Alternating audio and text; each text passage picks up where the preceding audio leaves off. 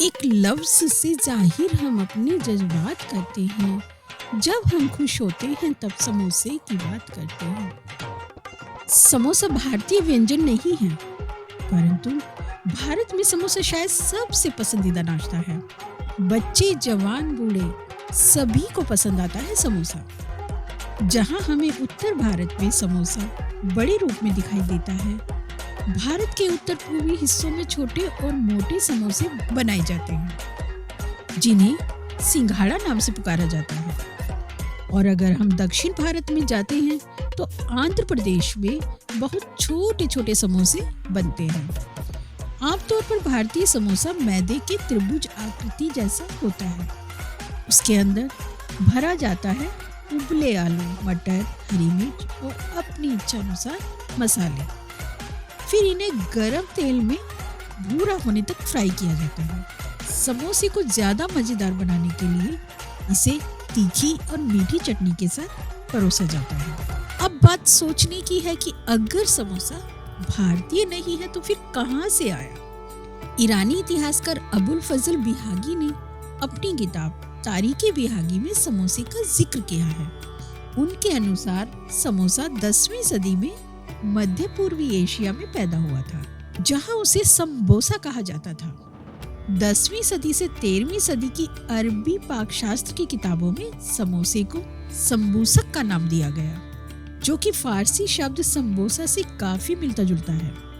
Egypt, Syria और Lebanon में अब भी यही नाम प्रचलित है। पारंपरिक संबूसक अर्धचंद्राकार होते थे, जिसमें मांस, प्याज, सूखे मेवों का मसाला भरा जाता था। फिर उन्हें तेल में फ्राई किया जाता था।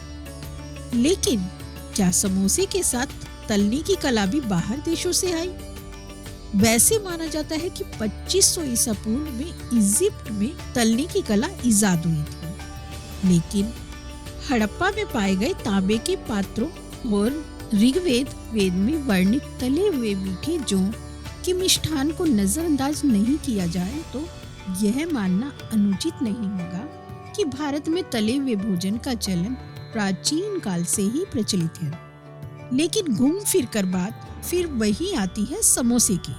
तो ये लाजवाब समोसा भारत तक पहुंचा कैसे?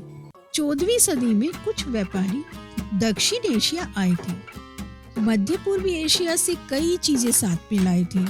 साथ साथ उनके चला आया गर्मा गर्म समोसा, जो तब से लेकर अब तक बस यही का होकर रह गया। मशहूर अमीर खुसरो भी समोसे के कदरदान हो गए। और जब जब वो शाही पकवानों का जिक्र करते थे तो समोसे का जिक्र जरूर आता था। आईने अकबरी में समोसे ने अपना नाम दर्ज करा लिया और राजभोग में शामिल हो गया। बाहरी देशों से आए कुछ लोगों ने समोसे पर बाकायदा कई किस्से और कहानियां लिखी। उनमें से एक थे इब्न बतूता। हमारा प्यारा समोसा सबको खुश करता हुआ ना जाने कितने ही नामों से नवाजा गया और ना जाने कितनी जबानों को खुश करता हुआ आगे बढ़ा। नेपाली में सिम्बोड़ा, म्यांमार में समोसा, मध्य एशिया में समसास, तो पुर्तगाल में चमूसकस के नाम से पुकारा जाने लगा। अफ्रीका में समबूसा और इजराइल में संबूसक कहा जाने लगा। पर एक बात तो माननी पड़ेगी कि भारतीय समोसा अपने और देशों के समोसों से सबसे ज्यादा मशहूर है। मगर क्यों? इसका भी एक राज है। आलू। जी हाँ, आलू यूरोपियों ने दक्षिण अमेरिका में जाकर आलू की खोज की और स्पेन में शकरकंदी। मूल अमेरिकी शकरकंदी को बटाटा कहते थे और आलू को पापा। परंतु 1597 में अपने समय के जाने माने वनस्पति वैज्ञानिक जॉन ग्रेट ने गलती से पापा को बटाटा बता दिया। सन 1498 में आलू भारत आया पुर्तगाली बनकर। लेकिन सन 1850 में जब अंग्रेज आए तो उन्होंने आलू को विभिन्न तरीकों से बनाना सिखाया।